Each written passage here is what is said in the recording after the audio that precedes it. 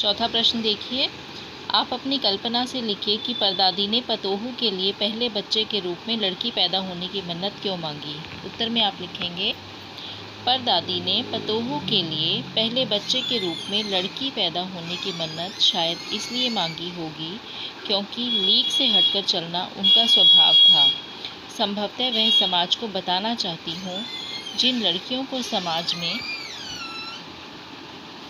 तिरस्कार मिलता है उनकी समाज के विकास में महत्वपूर्ण भूमिका होती है।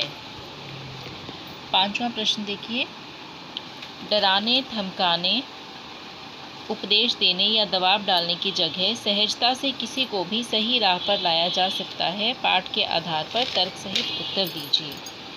इसके उत्तर में आप लिखेंगे, दबाव हटते ही हमारे सारे प्रयास सफल होने लगते हैं। यह बात सत्य है। लेखिका की नानी ने कभी भी अपने पति का विरोध नहीं किया, ना समर्थन किया। वो अपने आदर्शों पर टिकी रही और उचित अवसर मिलते ही बेटी के लिए कदम उठाया।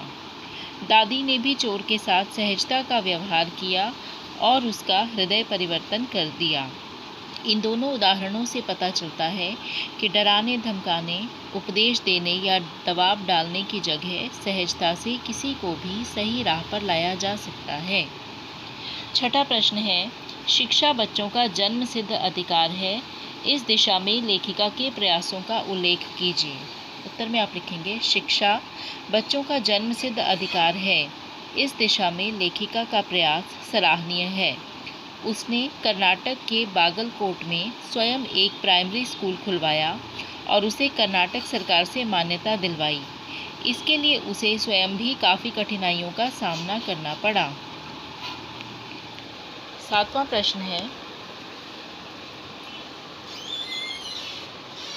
पाठ के आधार पर लिखिए कि जीवन में कैसे इंसानों को अधिक श्रद्धा भाव से देखा जाता है।